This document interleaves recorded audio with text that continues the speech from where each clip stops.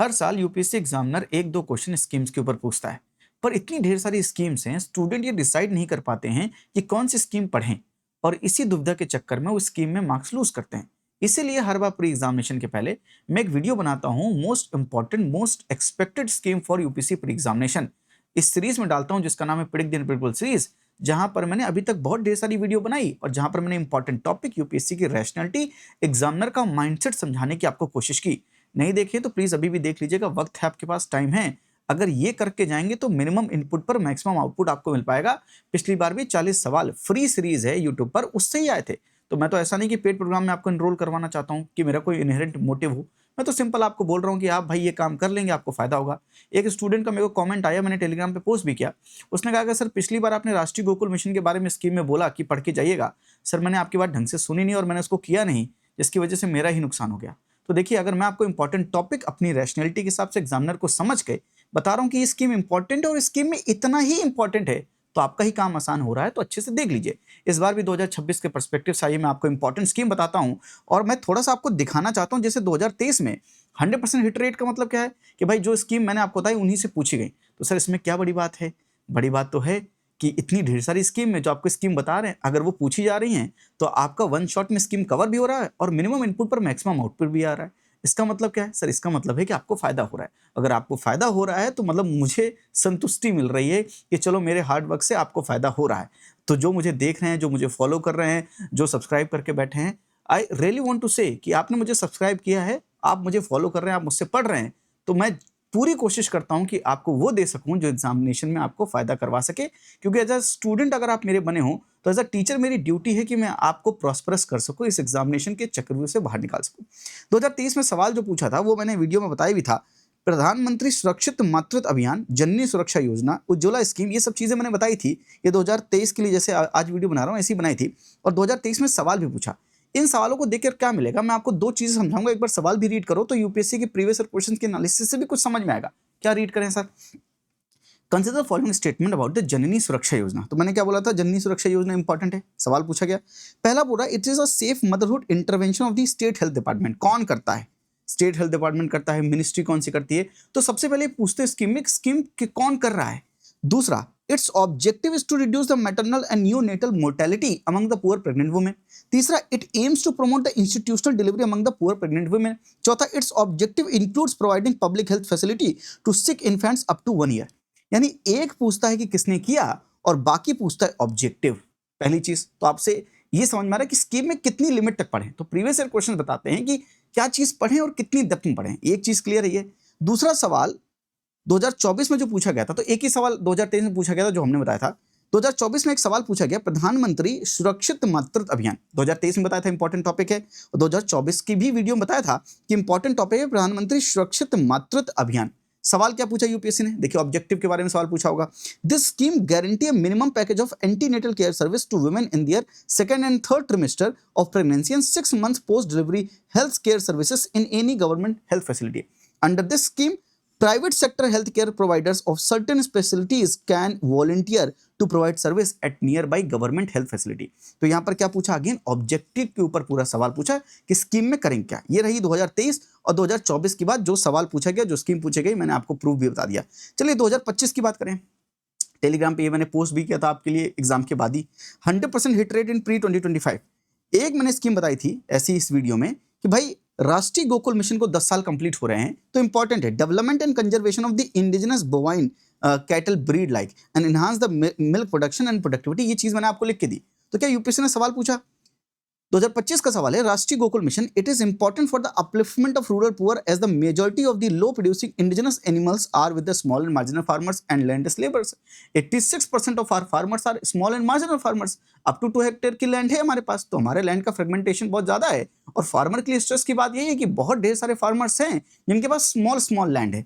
दूसरा, it was initiated to promote indigenous cattle and buffalo rearing and conservation in scientific and holistic manner. इसी के बारे में बात हो रही, दोनों जनरल दिया है। तो राष्ट्रीय गोकुल मिशन के बारे में क्या पूछा? ऑब्जेक्टिव पूछ लिया। एक सवाल और पूछा उसने स्कीम से, प्रधानमंत्री सूर्य घर मुफ्त बिजली योजना। तो सूर्य घर मुफ्त बिजली योजना मैंने बोला था कि develop model villages as per district to promote the rooftop solar system rural areas, और ये कौन इंस्टॉल करेगा, एटसेट्रा एटसेट्रा, मैंने आपको चीज बताई। साथ में बताई थी ministry of new and renewable energy है। तो बताया था बिल्कुल यस, ये लिखा हुआ आपके साथ ministry of new and renewable energy, बाकी चीजें लिखी है।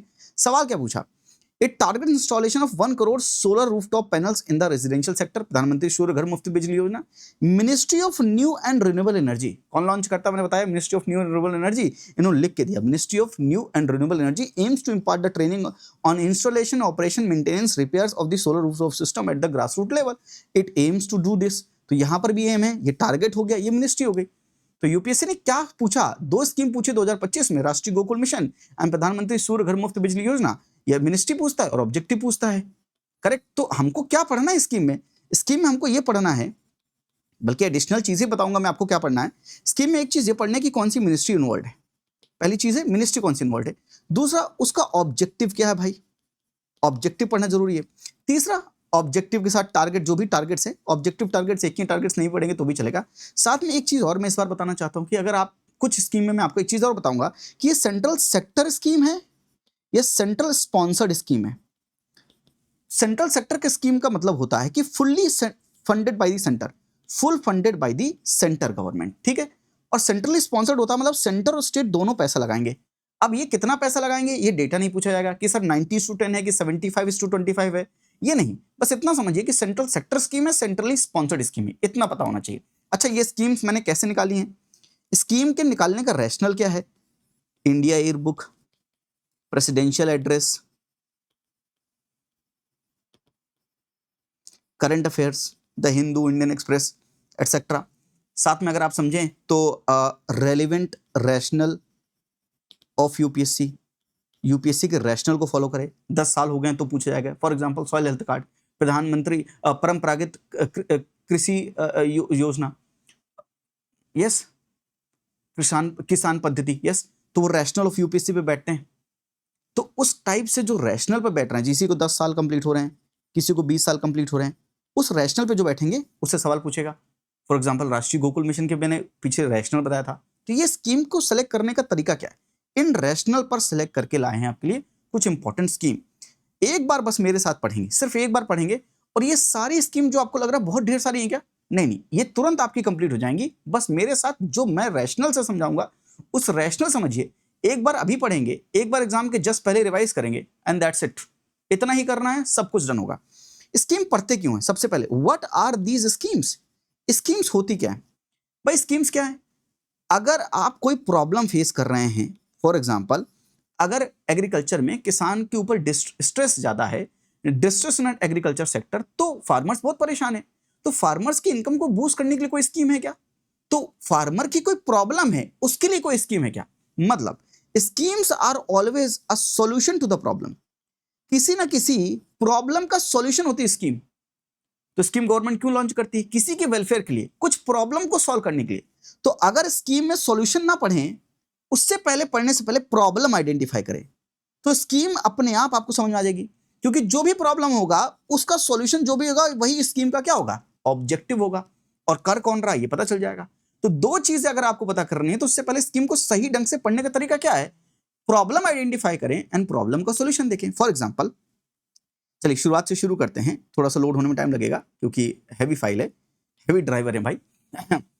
पॉलिटी एंड गवर्नेंस में चलते हैं, तो मैंने आपको थोड़ा सा सेक्टर वाइज डिवाइड किया, polity and governance, agriculture sector में क्या प्रॉब्लम है, मैन्युफैक्चरिंग सेक्टर में क्या प्रॉब्लम है, सर्विस सेक्टर में क्या प्रॉब्लम है, तीनों सेक्टर इंक्लूड कर लेंगे तो पूरी इकोनॉमी इंक्लूड हो गई, यस।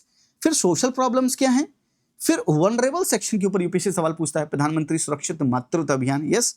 फिर मिसलेनियस भी कुछ मैंने इंक्लूड किए इस बार, बहुत ज्यादा देखने में लग रहा है, पर अगर मेरे हिसाब से करेंगे जैसा मैं करवा रहा हूं, एक बार मेरे साथ करेंगे, एक बार एग्जाम से पहले करेंगे, बस 2 बार करेंगे और आपके आंसर्स वहां पर निकलेंगे, आपको मार्क्स मिलेंगे वहां पर। चलिए अगर आप देखें तो पॉलिटी एंड गवर्नेंस में सबसे बड़ी प्रॉब्लम क्या है कि हम अपने यूथ का पोटेंशियल जो है यूटिलाइज नहीं कर रहे। मतलब आप लोग ने यूपीएससी का एग्जाम दिया, उसके बाद आपने प्री निकाला, मेंस निकाला, इंटरव्यू दिया, फाइनल लिस्ट में नाम नहीं है आपका है।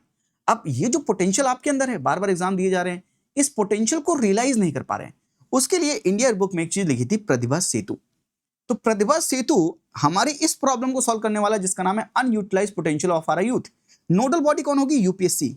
Sir UPSC itself is important, तो मैंने प्रेडिक्ट एंड प्रेडिक्टेबल सीरीज में आपको बताया था कि यूपीएससी को 1926 100 ईयर्स कंप्लीट हो रहे हैं यूपीएससी को 2026 में। अगर 2026 में यूपीएससी को 100 ईयर्स कंप्लीट हो रहे हैं और स्कीम एक है, जो बड़ी इंपॉर्टेंट स्कीम है जिसकी नोडल बॉडी यूपीएससी है, तो कहीं ना कहीं दोनों रिलेटेड हो गए। तो स्कीम के कॉन्टेक्स्ट में, यूपीएससी कॉन्टेक्स्ट में ऐसा सवाल पूछ सकता है। एंड 100 ईयर यूपीएससी के, तो यूपीएससी एक ही चांस है इस बार कि अपने ऊपर सवाल पूछ ले, इसलिए मैंने बोला था यूपीएससी तैयार करके जाना है। साथ में ये क्या है, initiative of the UPSC to utilize the talent pool of the candidate who cleared all the stages of the civil service examination except the final selection. And this exam covers like civil service examination, engineering service examination, combined medical service examination, ये सब include करके। तो यहाँ पर हम प्रतिभा सेतु में प्रतिभा utilise करेंगे, potential utilise करेंगे यूथ का। अब बताइए, एक बार हमने पढ़ा यूपीएससी नोडल बॉडी, ऑब्जेक्टिव, ये बात खत्म। दिमाग में प्रेशर नहीं पड़ेगा, आप आराम से एक चीज बार करिए, मिनिमम इनपुट पर मैक्सिमम आउटपुट मिल रहा है। एक वीडियो पिछली बार 30-40 मिनट की होगी, 2 सवाल 4 नंबर मिल रहे हैं। आपने कितनी चीज अभी तक पढ़ी है, उसका मिनिमम इनपुट आउटपुट का रेशियो है। और उसी हिसाब से मैंने एक चीज और इस बार की है कि मैंने प्री बिफोर प्री बनाया। ध्यान से सुन लीजिए, what is pre before pre 2026। Actual pre examination के 2 संडे पहले, मतलब 10 तारीख को, 10 मई को और 17 मई को, क्योंकि 24 मई को आपका रियल पेपर है, तो 10 और 17 मई को मैं पेपर 1 जो जीएस का होता है उसका एक फुल लेंथ टेस्ट मैं 10 मई को करवा रहा हूं, दूसरा फुल लेंथ टेस्ट मैं 17 मई को करवा रहा हूं। And they are exactly like UPSC. ऐसा मैं क्यों कर रहा हूं, मैंने पिछली बार भी 2025 में किया था। तो 2025 में जितने शॉक फैक्टर आने वाले थे, मैंने फुल लेंथ टेस्ट, हम ज्यादा नहीं बनाते हैं, मिनिमम बनाते हैं, 2 बना रहे हैं, 50 नहीं बनाते कि इतने सवाल बना दे कि क्वालिटी खराब हो जाए, उतने ही बना रहे हैं जितनी रिक्वायरमेंट है। तो आप मेन एग्जामिनेशन, रियल एग्जामिनेशन के पहले 2 बार रियल टाइप एग्जामिनेशन दे सकते हैं, जहां पर मैं यूपीएससी के प्रेजेंट पैटर्न को तो इंक्लूड करता ही करता हूं, साथ में फ्यूचर पैटर्न भी, शॉक फैक्टर, जितने फ्यूचर शॉक फैक्टर होने वाले हैं, विच मींस कुछ नए टाइप के क्वेश्चन यूपीएससी पूछ सकता है, उन नए टाइप के क्वेश्चन को भी इन्वॉल्व करूंगा। कुछ शॉक फैक्टर यूपीएससी इसमें ला सकता है, कुछ टाइप के क्वेश्चन को ज्यादा पूछ के, कुछ सब्जेक्ट पे फोकस कर सकता है, कुछ टाइप पे फोकस कर सकता है, किसी टाइप ऑफ क्वेश्चन पे फोकस कर सकता है। तो मैं उसी प्रेजेंट और फ्यूचर शॉक फैक्टर के अकॉर्डिंग आपको रियल एग्जाम की फीलिंग देना चाहता हूं 10 मई संडे, 17 मई संडे को, ताकि आप 9:30 से 11:30 2 बार पहले ही प्री अटेम्प्ट कर लें। तो आपका जो नर्वसनेस है, जो शॉक फैक्टर होंगे दिमाग में जो लग रहे होंगे, वो थोड़ा सा आप अपने आप को रिजॉल्व कर सकें। और जब 24 मई को देंगे तो आपकी हार्ट बीट सही चलेगी, आपको इतना स्ट्रेस, इतनी एंजाइटी नहीं होगी। They will be same as UPSC. Hindi में भी होगा, हिंदी में भी अवेलेबल है, इंग्लिश में भी अवेलेबल है। तो इंग्लिश लैंग्वेज में भी, हिंदी लैंग्वेज में भी, तो कोई दिक्कत वाली बात नहीं, मैंने दोनों का ही ख्याल रखा है। थोड़ा हिंदी में अगर थोड़ा कभी ऊपर नीचे हो जाए तो उसके लिए माफ भी कर देना। ये कहां पर मिलेगा, ये 499 प्लस जीएसटी का है, लिंक डिस्क्रिप्शन में है, या आप मेरी वेबसाइट www.hopetoshan.com www.hopetoshan.com पे जाएंगे, वहां पर आपको मिल जाएगा। तो आप प्लीज जाइए और ये प्री बिफोर प्री 2 दीजिए, एग्जाम लाइक कंडीशन को फील कीजिए। वहां पर जो स्कीम्स होंगी, वहां पर जो चीजें पूछी हैं, वो इंपॉर्टेंट टॉपिक के ऊपर ही सवाल बनाए। सबसे बड़ी बात है कि जो भी टॉपिक सिलेक्ट किए हैं जो इंपॉर्टेंट है, उन्हीं के ऊपर सवाल बनाए, तो आपको इंपॉर्टेंट टॉपिक भी वहीं पर मिल जाएंगे, बाकी आपकी इच्छा। चलिए दूसरा आते हैं हम एग्रीकल्चर सेक्टर में। एग्रीकल्चर सेक्टर में सबसे बड़ी बात है कि फार्मर को स्ट्रेस है, क्योंकि फार्मर की पास इनकम नहीं है, हर 30 मिनट में एक फार्मर सुसाइड कर रहा है। तो फार्मर, अगर एग्रीकल्चर डिस्ट्रेस रियलिटी है, तो इसके लिए गवर्नमेंट को फोकस करना पड़ेगा फार्मर्स पे। तो फार्मर की जो इनकम स्ट्रेस की प्रॉब्लम है, गवर्नमेंट को रिजॉल्व करने के लिए गवर्नमेंट ने क्या किया, पहली स्कीम चलाई पीएम किसान सम्मान निधि, 6,000 रुपए 1 साल में देंगे। ये मिनिस्ट्री ऑफ एग्रीकल्चर के अंदर है। और साथ में फार्मर की इनकम स्ट्रेस को दूर करने के लिए एक चीज और है, प्रधानमंत्री किसान मानधन योजना, क्योंकि यूपीएससी मानधन योजना के ऊपर सवाल पूछता है, इसलिए किसान मानधन योजना के ऊपर भी सवाल पूछ सकता है। एक सवाल मानधन के ऊपर पूछ चुका है ऑलरेडी, तो इस बार हो सकता है पीएम किसान मानधन योजना के ऊपर सवाल पूछे। ये क्या है, ये बेसिकली एक सोशल सिक्योरिटी स्कीम है, old age to farmers with small land holding. Entry क्या है, एज 80 to 40 ईयर्स में एंटर कर सकते हैं। मंथली कॉन्ट्रीब्यूशन 55 से 2,200 रुपए के बीच में आप देख सकते हैं। फिर आपको आफ्टर 60 ईयर्स आपको लगातार एक अमाउंट मिलता रहेगा हर महीने। दिस इज पीएम किसान मानधन योजना। तो मानधन योजना बड़ी इंपॉर्टेंट है और फार्मर के कॉन्टेक्स्ट में ये मानधन योजना इंपॉर्टेंट है। दूसरा, हमारा एग्रीकल्चर जो है वो मॉनसून डिपेंडेंट है। Today also our irrigated area कितना है हमारा, तो आज भी हमारा मोर देन 50% एरिया जो है वो हमको रेन डिपेंडेंट है। अगर रेन डिपेंडेंट है तो जिस तरह से क्लाइमेट चेंज हो रहा है, जिस तरह से इरेटिक मानसून है, कभी बहुत ज्यादा पानी हो जाएगा, कभी बिल्कुल पानी नहीं होगा, उसके हिसाब से फार्मर के पास क्या श्योरिटी नहीं कि क्रॉप इस बार अच्छी होगी कि नहीं होगी, क्योंकि मॉनसून डिपेंडेंट एग्रीकल्चर है और इसलिए ग्राउंड वाटर का एक्सप्लॉइटेशन भी बहुत कर रहा है फार्मर। तो फार्मर ग्राउंड वाटर का एक्सप्लॉइटेशन करा, तो यूपीएससी ने ग्राउंड वाटर एक्सप्लॉइटेशन के ऊपर सवाल पूछ लिया था एक बार 2023 की प्री में। और मॉनसून डिपेंडेंट एग्रीकल्चर है, तो उस कॉन्टेक्स्ट में गवर्नमेंट क्या कर रही है किसानों के लिए, तो इस प्रॉब्लम को रिजॉल्व करने के लिए प्रधानमंत्री कृषि सिंचाई योजना 2015 में आई थी। प्रधानमंत्री कृषि सिंचाई योजना 10 साल कंप्लीट हो रहे हैं, जहां पर गवर्नमेंट कहती है कि हर खेत को पानी पहुंचाएंगे, every field will be irrigated, पर ड्रॉप मोर क्रॉप, मतलब हम यहां पर सिंचाई जो कर रहे हैं, इरिगेशन कर रहे हैं, उसकी इफिशियंसी को बढ़ाएंगे। और वाटरशेड डेवलपमेंट, यस, ये किसके अंदर है, ये मिनिस्ट्री ऑफ एग्रीकल्चर के अंदर है। तो प्रधानमंत्री कृषि सिंचाई योजना 2015 में जब ओरिजिनली लॉन्च की गई थी, तो ये उसके फीचर थे, ठीक है। Erratic climate and no insurance, भाई क्लाइमेट ऐसा है, कभी क्रॉप पूरी बर्बाद हो जाएगी, ओले पड़ जाएंगे, कुछ भी हो सकता है, फ्लड आ जाएगा, तो उस इरेटिक क्लाइमेट और इंश्योरेंस नहीं है। इस इंश्योरेंस की प्रॉब्लम को सॉल्व करने के लिए प्रधानमंत्री फसल बीमा योजना 2016 में आई थी, और 2016 में आई तो 10 साल कंप्लीट हो रहे हैं, एग्जैक्टली यहां पर अप्रॉक्स हो रहे हैं, क्योंकि +-1 ये यूपीएससी करके चलता है। तो प्रधानमंत्री फसल बीमा योजना 2016 और मिनिस्ट्री ऑफ एग्रीकल्चर, तो ये दोनों मिनिस्ट्री ऑफ एग्रीकल्चर मिनिस्ट्री और ये फसल बीमा योजना, ऑब्जेक्टिव आपके सामने लिखा है, इंश्योरेंस नहीं है। फार्मर की वर्किंग कैपिटल नहीं है, लोन की प्रॉब्लम है, गवर्नमेंट चाहती है कि फार्मर के पास भी लोन की अवेलेबिलिटी हो, उसके लिए प्रायोरिटी सेक्टर लेंडिंग में तो पैसा बैंक से दिलवाती है बैंक गवर्नमेंट, साथ में एक किसान क्रेडिट कार्ड भी है, जहां पर किसान अपने पर्पस के लिए लोन ले सकता है। ये किसके अंदर है, ministry of agriculture and farmer welfare के अंदर है।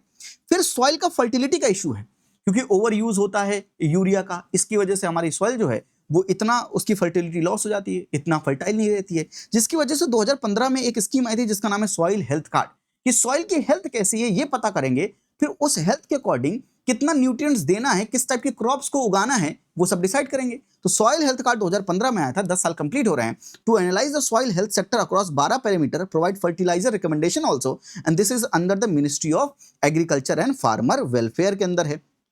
लीजिए भाई, ठीक है। फिर आता है उसी में सॉइल फर्टिलिटी में एक बड़ी इंपॉर्टेंट स्कीम है, ये बहुत ज्यादा इंपॉर्टेंट है, थोड़ा सा इसको रखिएगा, बजट में भी पिछले साल, आई थिंक पिछले साल अनाउंस की गई थी, और ये एंडिंग हो रही 2026 में, जिसका नाम है पीएम प्रणाम।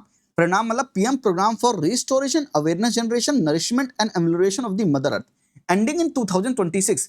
इस हिसाब से पीएम प्रणाम बड़ी इंपॉर्टेंट है। And this scheme was to reduce the excessive use of the chemical fertiliser in agriculture, and this is under the ministry of chemical and fertiliser. तो ये मिनिस्ट्री ऑफ एग्रीकल्चर नहीं है, तो इसको ध्यान रखिएगा, ये ministry of chemical and fertilizer है। फिर भाई लैंड का भी इशू है, लैंड का इशू है, तो यहां पर हम क्या करना चाह रहे हैं, लैंड के थ्रू, ड्रोन के थ्रू लैंड का सर्वे करना चाहते हैं। उसके लिए एक स्कीम का है जिसका नाम है स्वामित्व स्कीम। स्वामी मतलब लैंड का स्वामी, मतलब लैंड का ओनर। स्वामित्व स्कीम 2020 में आई थी, 5 साल कंप्लीट हो रहे हैं। ये क्या है, लैंड सर्वे करेंगे यूजिंग ड्रोन। लैंड सर्वे से एक तो लैंड का पूरा इन क्लासिफिकेशन हो जाएगा कि भाई किसके पास कितनी कितनी लैंड है। दूसरी चीज क्या है, जब ये ऑनलाइन रिकॉर्ड हो जाएगा और सबके राइट्स पता होंगे, तो फार्मर अपनी लैंड के हिसाब से लोन अवेलेबिलिटी भी मिल जाएगी, लोन भी ले सकता है बैंक से। यस, तो Swamitva provides a record of rights to facilitate availing of loan on the security of such land, that's is called Swamitva scheme. स्वामी हूं मैं इस लैंड का। और ये मिनिस्ट्री ऑफ पंचायती राज है, तो प्लीज जो थोड़ी सी अपसेट है ना, कि तो उनको याद रखिए, मिनिस्ट्री ऑफ एग्रीकल्चर नहीं है, मिनिस्ट्री ऑफ पंचायती राज है। इन चीजों को याद रखिए। साथ में एनर्जी का बड़ा प्रॉब्लम है एग्रीकल्चर में, उसके हिसाब से भाई फार्मर को इरिगेशन करना है, ग्राउंड वाटर से पानी एक्सट्रैक्ट करना है, उसके लिए एनर्जी चाहिए। उसके लिए पीएम कुसुम सोलर एनर्जी का यूज करिए, 2019 में आई थी। ये सोलर एनर्जी का यूज करते हैं, और अगर सोलर यूज करें तो कौन सी मिनिस्ट्री होगी, ministry of new and renewable energy, PM Kusum. फिर आते हैं diversification of the income and allied sector. Farmer की इनकम को थोड़ा सा डाइवर्सिफाई किया जाए। डाइवर्सिफाई करने का मतलब है कि एग्रीकल्चर पे ही डिपेंडेंट ना रखा जाए, अलाइड सेक्टर के ऊपर भी फोकस किया जाए, फिशरीज के ऊपर फोकस किया जाए, मिल्क प्रोडक्टिविटी, मिल्क के ऊपर फोकस किया जाए। और जाहिर सी बात है, राष्ट्रीय गोकुल मिशन पिछली बार मैंने बताया था, और देखिए पहला ही लिखा हुआ है, राष्ट्रीय गोकुल मिशन 2025 के प्री में पूछा गया, ऑलरेडी आज लिख दिया मैंने। क्या था, development and conservation of the indigenous bovine cattle like breeds, साथ में enhance milk production and productivity, allied sector. फिर एक फिश के ऊपर भी है, प्रधानमंत्री मत्स्य संपदा योजना 2020 में आई थी, 5 साल कंप्लीट हो रहे हैं। ये किसके ऊपर है, फिश के ऊपर है, ब्लू रेवोल्यूशन। तो blue revolution through sustainable and responsible development of fisheries sector, और ये किसके अंदर होगी, ministry of fisheries, animal husbandry and dairying के अंदर है।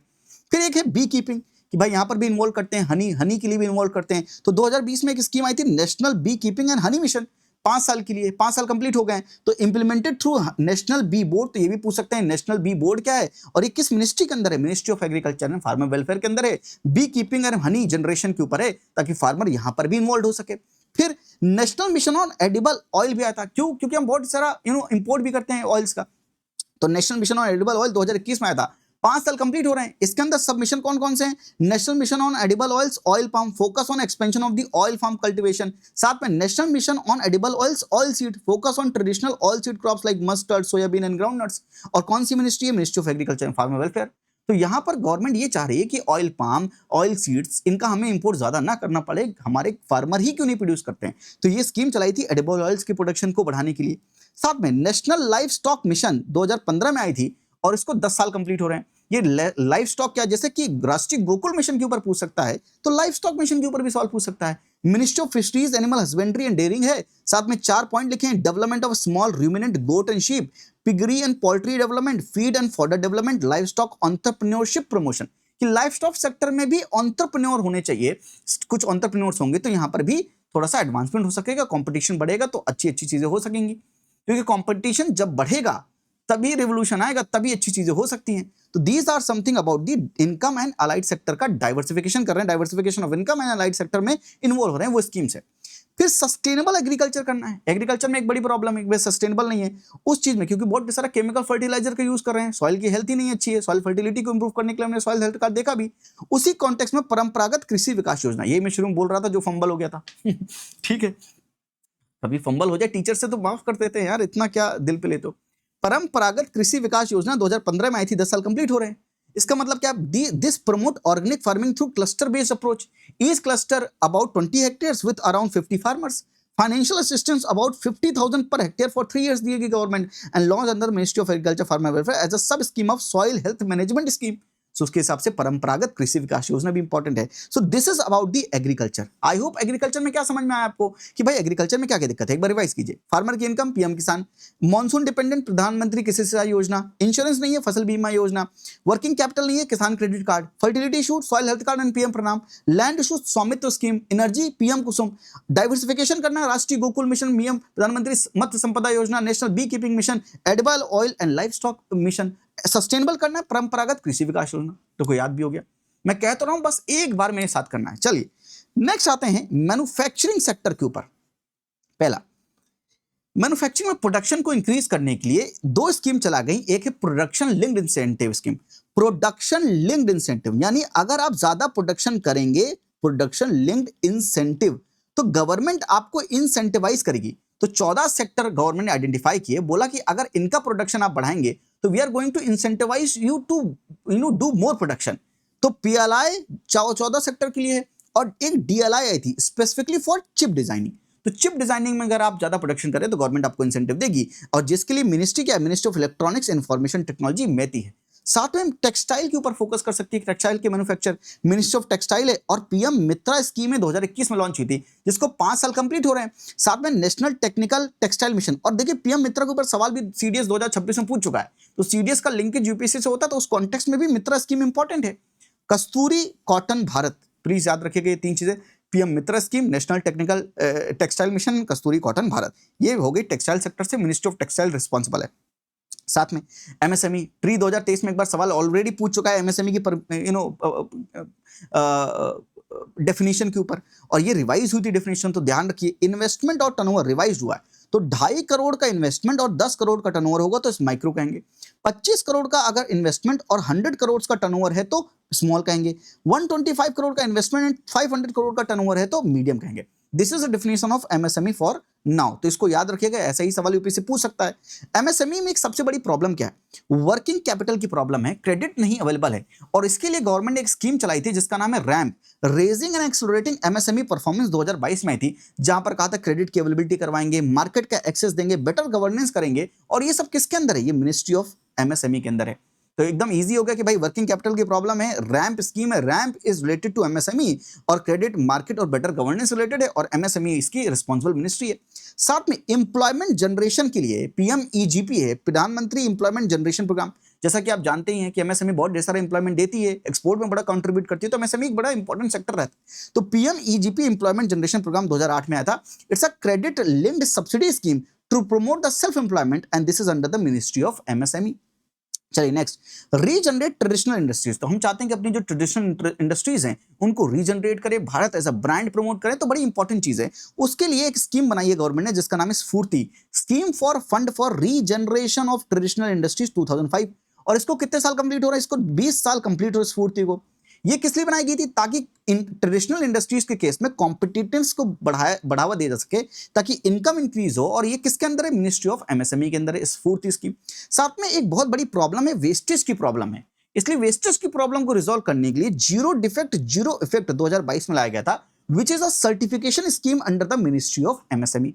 और होलिस्टिकली सपोर्ट करने के लिए एमएसएमई को पीएम विश्वकर्मा स्कीम 2023 में आई थी, वो जो कि मिनिस्ट्री ऑफ एमएसएमई के अंदर है, to provide end to end holistic support to traditional artisans and crafts people in scaling up their conventional products and services. साथ में यशस्विनी कैंपेन भी आया था 2024 में, to enhance the participation of women in MSME and ministry of MSME and rural development, NITI Aayog, women entrepreneurship platform, ये सब जिम्मेदार हैं यशस्विनी प्रोग्राम के लिए। तो यशस्विनी का मतलब क्या है, women plus MSME. I hope you are getting my point. Yes, so this is about the MSME. आगे बढ़े मैन्युफैक्चरिंग में, तो आते हैं मार्केट। अगर मैन्युफैक्चरिंग को प्रमोट करना है तो मार्केट का एक्सेस होना चाहिए, और मार्केट के एक्सेस के लिए एक गवर्नमेंट ने पोर्टल बनाया है जिसका नाम है गवर्नमेंट ई मार्केट प्लेस। तो अगर गवर्नमेंट को कुछ बाय करना होगा तो गवर्नमेंट इस मार्केट प्लेस में बताएगी कि भाई हमारी डिमांड इतनी है, तो जो सप्लाई करेगा गवर्नमेंट उससे प्रोक्योर कर लेगी। तो यहाँ पर गवर्नमेंट क्या करती है, एमएसएमई से 25% का प्रोक्योरमेंट करती है। तो एमएसएमई को भी बढ़ावा मिलता है, और ये किसके अंदर है, मिनिस्ट्री ऑफ कॉमर्स के अंदर है। साथ में एक्सपोर्ट को प्रमोट करने के लिए, क्योंकि अगर प्रोडक्शन कर लिए तो प्रोडक्शन करके करेंगे क्या, प्रोडक्शन करके लिए अपने घर की डोमेस्टिक चीजों को, डोमेस्टिक नीड्स को फुलफिल करना है, साथ में एक्सपोर्ट करना है ताकि हमारे पास फॉरेन कैपिटल आ सके, ताकि हमारा फॉरेक्स बढ़ सके। तो एक्सपोर्ट प्रमोशन के लिए वन डिस्ट्रिक्ट वन प्रोडक्ट 2018 में, वन डिस्ट्रिक्ट वन प्रोडक्ट, एक डिस्ट्रिक्ट से एक प्रोडक्ट रिकॉग्नाइज करेंगे कि कौन सा हम प्रोडक्ट को बेहतर बना सकते हैं, उस प्रोडक्ट को फिर एक्सपोर्ट करेंगे। ये किसके अंदर है, ministry of commerce and ministry of food processing industry के अंदर है। ठीक है, ये sustainability in the spice sector. अगर स्पाइस सेक्टर में सस्टेनेबिलिटी लाना है through progressive innovative and collaborative intervention for export development, जिसको हम बोलते हैं स्पाइस्ड, ये 2024 में आई थी। ये क्या है, एक सेंट्रली स्पॉन्सर्ड स्कीम है। तो जहां पर लिखा है वहीं पर याद कीजिएगा, सेंट्रली स्पॉन्सर्ड स्कीम है, इंप्लीमेंटेड बाय स्पाइस बोर्ड। इसका ऑब्जेक्टिव क्या है, to enhance the export of spice and value-added spice products, improve cardamom productivity, upgrade the post-harvest quality across India, and focus on the farmers group, FPO, farmers clusters identified under One District One Program, and District Export Hub, SC/ST community exporter from the Northeast region, and the SMEs. Implemented period क्या है, 2024 से 2026, इसलिए खत्म होने वाला है, इसलिए spice 2024 important है। साथ में एक्सपोर्ट को प्रमोट करने के लिए निर्यात बंधु स्कीम, आयात मतलब इंपोर्ट, निर्यात मतलब एक्सपोर्ट। तो निर्यात मतलब एक्सपोर्ट को प्रमोट करने के लिए क्या है, export Bandhu scheme, to reach out to new and potential exporters including the exporter of the from the MSME and mentor them through orientation programme, ताकि हम कैसे ज्यादा एक्सपोर्ट कर सकते हैं। ये किसके अंदर है, ministry of commerce and industry के अंदर है। फिर आते हैं इंफ्रास्ट्रक्चर सेक्टर में। भाई आप सब कुछ एक्सपोर्ट करना है, डोमेस्टिकली सबको प्रोड्यूस करके पहुंचाना है, सबके लिए एक चीज चाहिए, इंफ्रास्ट्रक्चर। इकोनॉमी का मतलब है लॉजिस्टिक अच्छा होना चाहिए, इंफ्रास्ट्रक्चर अच्छा होना चाहिए, तभी आप डोमेस्टिक सप्लाई चेन को भी स्ट्रॉन्ग कर सकते हैं and global value chain, global supply chain का पार्ट भी बन सकते हैं। तो यहां पर इंफ्रास्ट्रक्चर को बेहतर करने के लिए, कोऑर्डिनेशन बेहतर करने के लिए पीएम गति शक्ति आया था 2021 में, ताकि 16 डिफरेंट मिनिस्ट्रीज के साथ कोऑर्डिनेशन बेहतर हो सके, ताकि हम इंफ्रास्ट्रक्चर तेजी से और सही इफिशिएंट मैनर में without losing much of our capital हम बना सके। पीएम गति शक्ति बड़ा इंपॉर्टेंट है। साथ में लॉजिस्टिक को प्रमोट करने के लिए logistic ease across different state, LEADS 2020 में आई थी, 5 साल कंप्लीट हो रहे हैं, and this is for logistic efficiency को इंप्रूव करने के लिए, and this was the flagship initiative for the department of promotion of industries and internal trade. North east में इंफ्रास्ट्रक्चर को बेहतर करने के लिए एक स्कीम लाई गई थी 2022 में, जिसका नाम है PM divine scheme, divine infrastructure social development of north east region, and ये ministry of development for north east region के अंदर आता है। साथ में फाइनेंसिंग, इंफ्रास्ट्रक्चर की फाइनेंसिंग को बेहतर करने के लिए नेशनल मोनेटाइजेशन पाइपलाइन आई था 2021 में, 5 साल उसको होने वाले हैं, तो ये नेशनल मोनेटाइजेशन पाइपलाइन बड़ी इंपॉर्टेंट है। Unlock the value of the under utilized brownfield public asset, improve operational efficiency. तो हम ब्राउनफील्ड पब्लिक एसेट्स को यूटिलाइज करेंगे, डिसइन्वेस्टमेंट कर सकते हैं, और उसके बाद वो जो पैसा आएगा उसे ग्रीन फील्ड प्रोजेक्ट्स में लगा सकते हैं। That's called national monetization pipeline under the NITI Aayog. साथ में हमारे पास डीएफआई भी है, डेवलपमेंट फाइनेंशियल इंस्टीट्यूशन। तो हमारे पास नॉन बैंक, 5वां नॉन बैंक कैटेगरी में क्या आता है, national bank for financing infrastructure and development, NAFED. तो नेफेड के बारे में पढ़िए। साथ में बैंक का एनपीए भी गवर्नमेंट कम कर रही है, क्योंकि जितना एनपीए कम होगा इंफ्रास्ट्रक्चर को फाइनेंसिंग करने में उतना बेहतर होगा, और बैंकों का सीएआर, कैपिटल एडिक्वेसी रेशियो बेहतर हो रहा है। साथ में हम एनबीएफसी को भी प्रमोट करें ताकि वो इंफ्रास्ट्रक्चर को फाइनेंस कर सके। तो this is about the infrastructure की कोऑर्डिनेशन बेहतर करें, नॉर्थ ईस्ट का भी इंफ्रास्ट्रक्चर बेहतर करें, और इंफ्रास्ट्रक्चर में जो फाइनेंसिंग की प्रॉब्लम है उसको भी रिजॉल्व करने के लिए क्या चीज गवर्नमेंट ने की है, बहुत अच्छी बात है। अब आते हैं, सबको जरूरत है पावर की, कुछ भी चलाइए पावर बड़ा इंपॉर्टेंट है। और एनर्जी सेक्टर, जैसे कि मैंने पिछली वीडियो में बताया था कि इस बार का शॉकिंग थीम क्या हो सकता है, वो वीडियो जाके देख लीजिएगा, आपको पता चल जाएगा मैं ऐसा बात क्यों कर रहा हूं। यहां तक कि प्रेडिक्ट एंड प्रेडिक्टेबल सीरीज की वीडियो नहीं छोड़ें तो बेहतर होगा।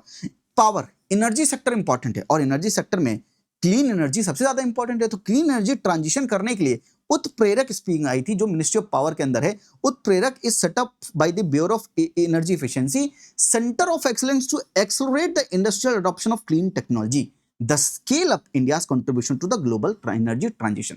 जिस तरह से हम बड़ा इंपॉर्टेंट रोल प्ले करते हैं क्लाइमेट चेंज, क्लाइमेट डिप्लोमेसी में, उस कॉन्टेक्स्ट में उत्प्रेरक बड़ा इंपॉर्टेंट है।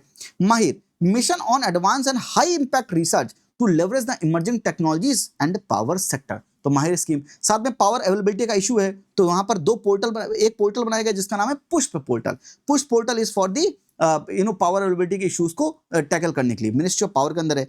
Hydrogen for heritage scheme, national green hydrogen mission आया था 2023 में, सवाल पूछा गया हाइड्रोजन के ऊपर, सवाल यूपीएससी पूछ रहा है एनर्जी सेक्टर में, तो हो सकता है ये स्कीम पूछ ले जिसका नाम है hydrogen for heritage scheme. Indian railway has invested to run 35 hydrogen train, ministry of railway के अंदर है। और मैंने बताया था 2025 में रेलवे का एक सवाल आएगा जो कि पूछा गया, कोई नहीं बता सकता है, मैं तो खुद कहता हूं, गर्व से कहता हूं, प्राउड से कहता हूं, इसमें कोई ईगो नहीं है भाई, प्राउड से कहता हूं कि 2015 में क्योंकि इंडियन रेलवे सवाल पूछा गया था, और मैंने एक लॉजिक बताया आपको 1995, 2005, 2015, 2025, इस लॉजिक पे यूपीएससी काम करता है। उसी लॉजिक से इस बार 1996, 2006, 2016, 2026 के इंपॉर्टेंट टॉपिक हो सकते हैं। तो मैंने बोला था 2015 में रेलवे पूछा गया, 2025 में रेलवे से सवाल आप देख सकते हैं, तो 2025 में रेलवे से सवाल पूछा भी गया, हो सकता है उसी कॉन्टेक्स्ट में हाइड्रोजन फॉर हेरिटेज स्कीम पूछ लेगी। हाइड्रोजन फॉर हेरिटेज स्कीम है क्या? बाय द वे, जितने भी 1996 से लिंक टॉपिक्स हैं और बाकी जितने भी प्रीवियस ईयर क्वेश्चन के एनालिसिस है, ये मैं माइंडसेट बिल्डर प्रोग्राम में करवाता भी हूं, जिसका ये प्रेडिक्ट एंड प्रेडिक्टेबल सीरीज 5% होता है। तो मैंने बहुत बार बताया इस बात को कि माइंडसेट बिल्डर प्रोग्राम जो है उसी का ये 5% मैं आपको प्रेडिक्ट एंड प्रेडिक्टेबल सीरीज में आपको वीडियो बनाकर प्रोवाइड करता हूं, ताकि आपको पता चल सके, भाई जो अफोर्ड नहीं कर सकते हैं उनको पता चल सके कि भाई इस तरह से एनालिसिस करते हैं और ऐसे इंपॉर्टेंट टॉपिक छांटते हैं कि कौन से इंपॉर्टेंट टॉपिक इस बार इंपॉर्टेंट है, और उन पर काम करते हैं ताकि आपका रिजल्ट जो है सही डायरेक्शन में जब काम करेंगे तो रिजल्ट बेहतर आएगा। हाइड्रोजन फॉर हेरिटेज स्कीम, उसके बाद प्रधानमंत्री सूर्य घर मुफ्त बिजली योजना, मैंने आपको 4 पॉइंट बताए थे, एक मिनिस्ट्री बताई थी, ministry of new renewable energy, already आज की 2025 प्रीलिम्स ये पूछ चुका है। फिर एक स्कीम है बड़ी इंपॉर्टेंट जिसका नाम है सतत scheme, sustainable alternative towards affordable transportation. This promotes compressed biogas CBG production and ministry of petroleum and natural gas के कॉन्टेक्स्ट में। और मैं आपको बताता हूं, ministry of petroleum natural gas एक बॉडी है, petroleum and natural gas regulatory board, ये 2006 में बनाया गया था, एक स्टैट्यूटरी बॉडी है, इसको 20 साल कंप्लीट हो रहे हैं। तो यूपीएससी वैसे भी एनर्जी सेक्टर पे फोकस कर रहा है, उस कॉन्टेक्स्ट में सतत स्कीम पूछ सकता है, तो सतत स्कीम पढ़ के जाइए। साथ में कोल सेतु, यूपीएससी कोल के ऊपर एनर्जी सेक्टर, मैंने पिछले वाली वीडियो जो बनाई, अगर आपने वो देखी तो आप रिलेट कर पाएंगे मैं ये टॉपिक क्यों छाट के बता रहा हूं।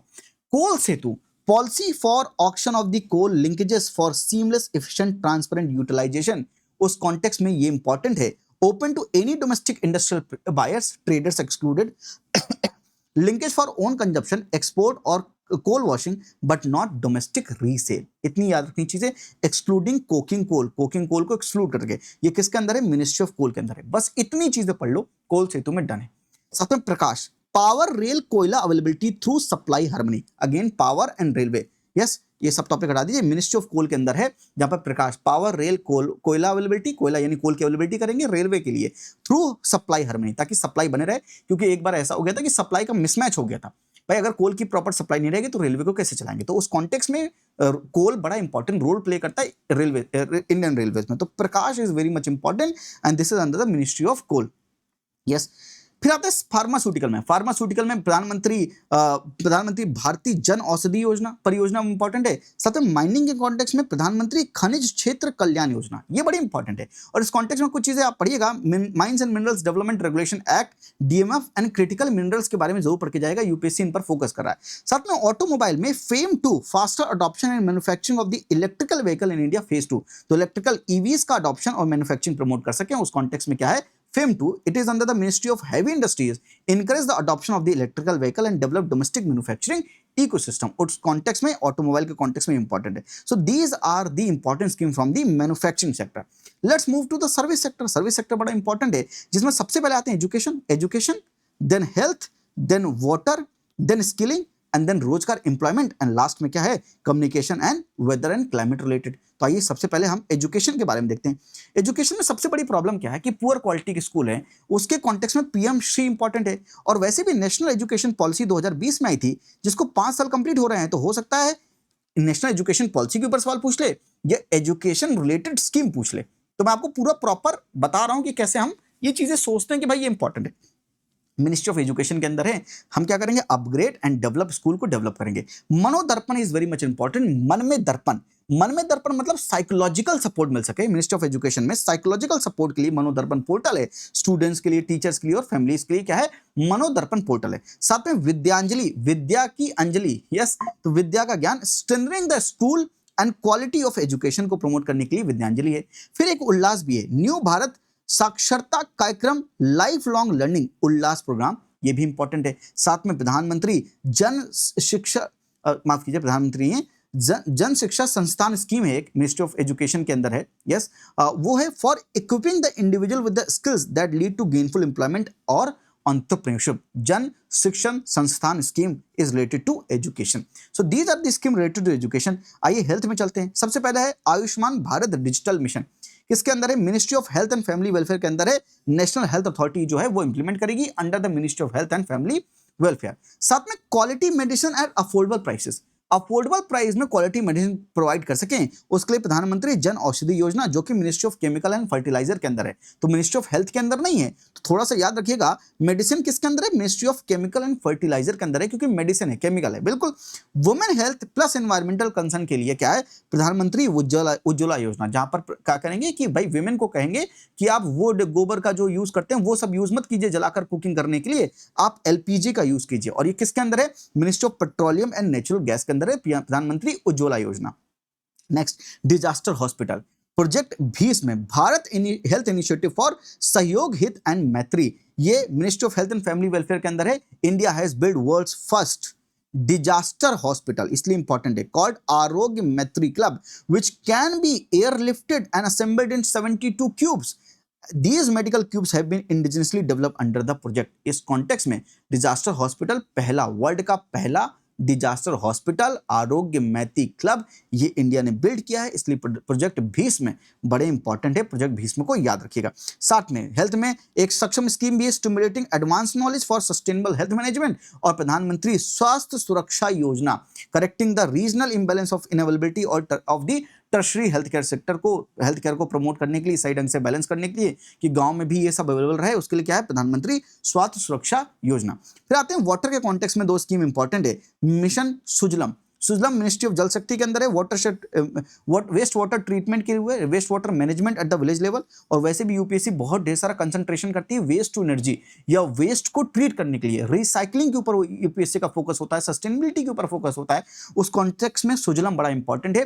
वेस्ट वाटर मैनेजमेंट करेंगे विलेज लेवल पर और ग्रे वाटर का मैनेजमेंट करेंगे। जल जीवन मिशन जल शक्ति मिनिस्ट्री के अंदर है, ये इंपॉर्टेंट है वाटर के कॉन्टेक्स्ट में। साथ में स्किलिंग में प्रधानमंत्री कौशल विकास योजना 2015 में आई थी, आई थिंक इसको 10 साल कंप्लीट हो रहे हैं। प्रधानमंत्री कौशल विकास योजना ministry of labour skill development and employment के अंदर है। साथ में अगर एम्प्लॉयमेंट की बात करें, क्योंकि हमारा अनएम्प्लॉयमेंट रेट कम हो रहा है, लेबर फोर्स पार्टिसिपेशन रेट बढ़ रहा है, साथ में अनएम्प्लॉयमेंट कम हो रहा है, which means there is a more job creation in the economy, जो कि लेबर फोर्स पार्टिसिपेशन रेट बोलता है, periodic labour force participation survey बोलता है, पीरियोडिक लेबर फोर्स सर्वे बोलता है कि लेबर फोर्स पार्टिसिपेशन रेट जो है बढ़ रहा है, फिर भी अनएम्प्लॉयमेंट कम हो रहा है, विच मींस एम्प्लॉयमेंट क्रिएट हो रहा है, तो जॉब्स क्रिएट हो रही है इकोनॉमी में। उस कॉन्टेक्स्ट में देखिए, प्रधानमंत्री विकसित भारत रोजगार योजना, ये नोडल बॉडी ईपीएफओ है, encourage formal employment and skill based hiring. साथ में एक स्कीम है जिसका नाम है स्वायत्त स्कीम, स्वायत्त इनिशिएटिव। स्वायत्त मतलब क्या है, an initiative to promote startup, Swayatt self employment, women and youth advantage through e-transaction,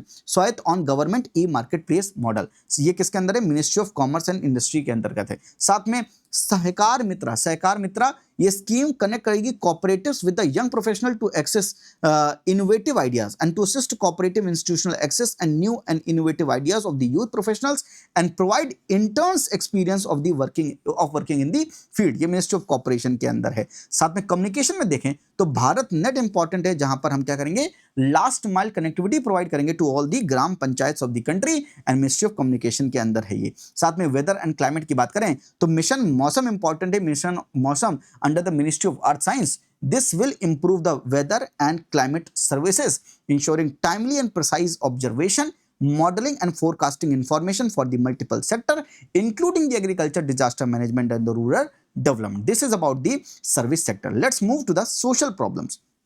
social problem में सबसे बड़ी प्रॉब्लम है मैनुअल स्कैवेंजिंग की प्रॉब्लम है and that is related deaths की प्रॉब्लम है. तो सुप्रीम कोर्ट ने भी कहा था कि 97% जो डेथ्स हो रही हैं मैनुअल स्कैवेंजिंग में हो रही है, जिसकी वजह से बड़ा कंसर्निंग इशू है. तो यहां पर एक स्कीम चलाई गई थी, Namaste, national action for mechanised sanitation ecosystem, जहां पर हम मशीन के थ्रू जो है स्कैवेंजिंग करेंगे, मैनुअल नहीं करके. ये ministry of social justice empowerment के अंदर है, plus ministry of housing and urban affair के अंदर है. साथ में एक स्कीम और है क्राइम को कम करने के लिए, क्योंकि सोशल में सबसे ज्यादा प्रॉब्लम है क्राइम की. तो वहां पर national automated fingerprint identification system NAFIS लगाएंगे ताकि हम जल्दी से जल्दी क्रिमिनल्स को आइडेंटिफाई कर सके. मिनिस्ट्री ऑफ होम अफेयर्स के अंदर है, it is an India searchable database of crimes and criminal related fingerprints manage by the NCRB, national crime record bureau. तो उसके अंदर क्राइम का भी आ गया. तो these are the two social problems, killing, crimes and the manual scavenging. साथ में वनरेबल सेक्शन में आते हैं. तो वनरेबल सेक्शन में सबसे ज्यादा वनरेबल कौन है? Women, child and transgender, then SC ST OBC, then denotified nomadic and semi nomadic communities, साथ में old age, street vendors and yes street vendors. तो ये जो है ये हमारे वनरेबल सेक्शन में आते हैं. तो सबसे पहले चलते हैं विमेन, चिल्ड्रन एंड ट्रांसजेंडर के ऊपर. तो अगर ध्यान से देखें, वनरेबल चिल्ड्रन है, कोई मिसिंग है, कोई ऑर्फन है, अबंडेंट है, उस केस में क्या है मिशन वात्सल्य. वात्सल किसके अंदर है? Ministry of women and child development के अंदर है. यस. साथ में एक स्कीम और है वनरेबल चाइल्ड को मतलब की केयर के लिए, पीबीपीवी स्कीम, पोषण भी और पढ़ाई भी. ये भी किसके अंदर है? Ministry of women and child development के अंदर है ये दोनों स्कीम. साथ में वुमेन की सेफ्टी, सिक्योरिटी एंड एम्पावरमेंट के लिए कि वुमेन सेफ भी रहे, उसकी सिक्योरिटी भी अच्छी कर सकें और उसको एम्पावर कर सके, मिशन शक्ति लाया गया था. वो भी किसके अंदर है? Ministry of women and child development के अंदर है. साथ में प्रॉब्लम ऑफ बेगिंग को रिड्यूस कम करने के लिए, इसको खत्म करने के लिए एक बनाया गया था स्कीम जिसका नाम है smile, support for marginalised individual for livelihood and enterprise, जिसका भी मिनिस्ट्री है, ministry of social justice and empowerment. साथ में वुमेन रिलेटेड स्कीम जो है प्रधानमंत्री सुरक्षित मातृत्व अभियान पूछ चुके हैं, जननी सुरक्षा योजना भी पूछ चुके हैं. तो आई थिंक ये पूछ चुके हैं. ये किसके अंदर है? Ministry of health and family welfare के अंदर है. ये दोनों स्कीम पूछ चुके हैं. उज्ज्वला स्कीम मैंने आपको बताई दी है. एक स्कीम जो उज्ज्वला स्कीम जो एलपीजी के लिए है, एक दूसरी भी उज्ज्वला स्कीम है जो कि ministry of women and child development के अंदर है. कमेंट सेक्शन बताइए ये उज्ज्वला स्कीम किसके लिए है. एक और स्कीम है जिसका नाम है पीएम पोषण शक्ति निर्माण, पोषण को इंप्रूव करने के लिए मिनिस्ट्री ऑफ एजुकेशन के अंदर है. Food grains for Bal Vatika, primary and upper primary schools के लिए प्रोवाइड किया जाएगा, पोषण प्रोवाइड किया जाएगा. साथ में राष्ट्रीय बाल स्वास्थ्य कार्यक्रम, बच्चों के स्वास्थ्य के लिए, focus on 4Ds, defects at birth, disease, deficiency and development delays, ministry of health and family welfare के अंदर है. राष्ट्रीय किशोर स्वास्थ्य कार्यक्रम, जननी शिशु सुरक्षा कार्यक्रम एंड सुरक्षित मातृत्व आश्वासन, ये भी स्कीम किससे रिलेटेड है? विमेन चाइल्ड एंड चाइल्ड से रिलेटेड है. साथ में किलकारी भी एक स्कीम है, aims to offer weekly service, timely accessible, accurate and pertinent 72 audio messages through IVRS about the reproductive, maternal, neonatal and child health care to the targeted beneficiaries. और ये important है किलकारी स्कीम किस कॉन्टेक्स्ट में? ताकि neonatal maternal mortality rates को कम कर सके, child mortality rate को हम कम कर सके. प्रॉब्लम ऑफ स्किलिंग की प्रॉब्लम को रिजॉल्व करने के लिए पीएम दक्ष स्कीम आई थी. Minister of social justice empowerment के अंदर है पीएम दक्ष स्कीम. साथ में प्रधानमंत्री अनुसूचित जाति अभ्युदय योजना पीएम अजय योजना, ये minister of social justice empowerment के अंदर है और इसका फोकस है to reduce the poverty of the SC communities by generation of additional employment opportunity through skill development, income generating scheme of the other and the other initiative that is called PM Ajay scheme is for SC communities, ताकि उनको भी reskilling कर सकें. Yes. तो ये यहाँ पर हो गया. ओके. तो यहाँ पर वुमेन चाइल्ड ये खत्म हो गया था. प्रॉब्लम ऑफ स्किलिंग में हम SC ST OBC में हम देख रहे थे प्रॉब्लम ऑफ स्किलिंग, जिसमें हम पीएम दक्ष स्कीम देख लिया हमने और पीएम अजय स्कीम देख लिया. साथ में SC ST OBC में नेक्स्ट देखते हैं सोशियो इकोनॉमिक कंडीशन को बेहतर करने के लिए, सोशियो इकोनॉमिक कंडीशन को बेहतर करने के लिए पीएम जनमान, प्रधानमंत्री जनजाति आदिवासी न्याय महाअभियान, जो कि मिनिस्ट्री ऑफ ट्राइबल अफेयर्स के अंदर है. लॉन्च ऑन दी जनजातीय गौरव दिवस 15 नवंबर को मनाया जाता है. Birsa birth anniversary of the sir Birsa Munda. It was announced in the union budget of 2023-24 and it aims to improve the socio economic condition of the PVTG by saturating the PVTG households and habitations with basic facilities such as safe housing, clean drinking water and sanitation, electricity, road, telecom, connectivity, जो basic चीजें होती है उनको देखा. तो PM जनमान योजना बड़ी important है. किसके कॉन्टेक्स्ट में? ट्राइबल के कॉन्टेक्स्ट में, SC ST के कॉन्टेक्स्ट में. यस, ST के कॉन्टेक्स्ट में.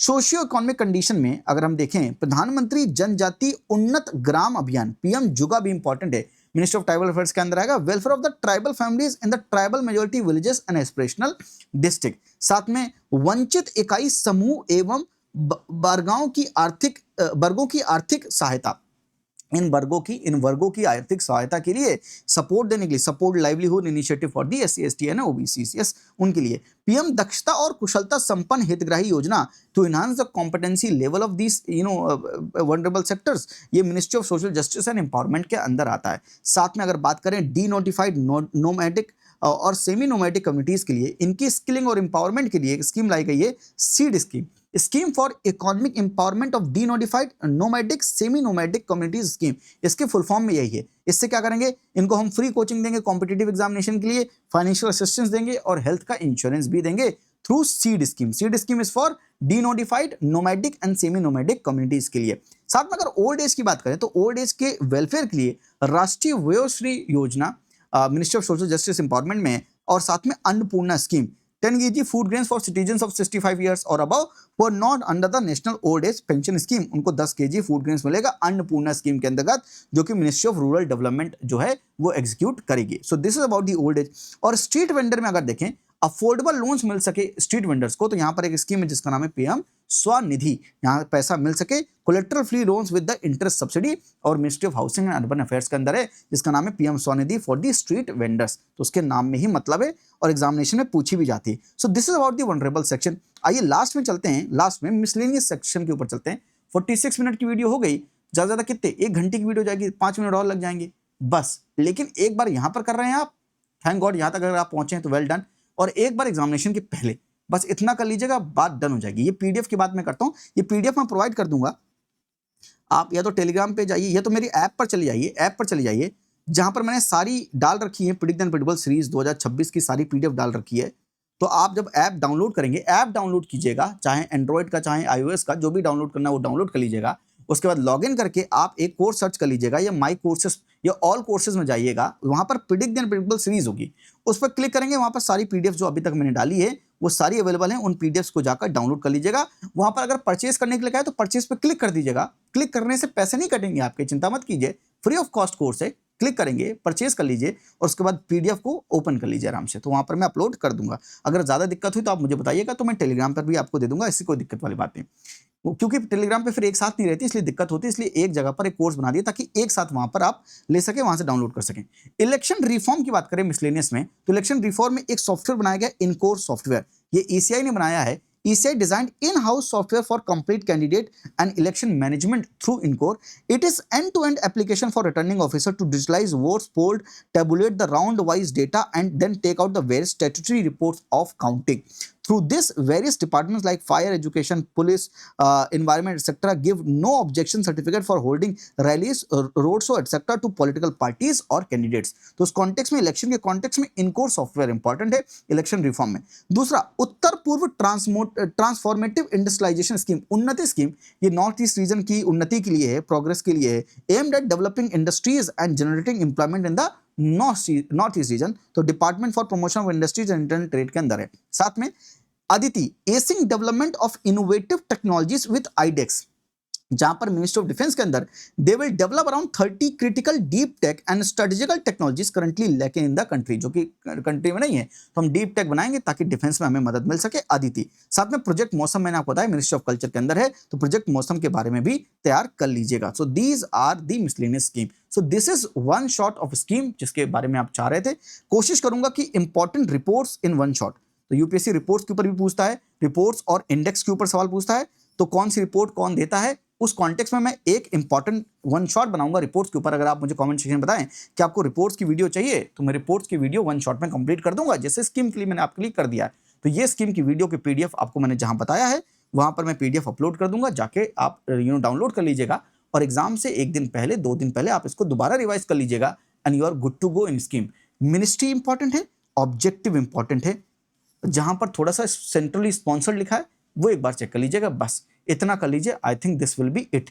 ऐसा मैं क्यों कह रहा हूं, मेरा ट्रैक रिकॉर्ड जो रहा है वो आप आराम से देख सकते हैं। 2023 में 100%, 2024 में और 2025 में दोनों जो स्कीम आई थी वो इसी से आई थी और जो मैंने पढ़ाया था उसी से आई थी।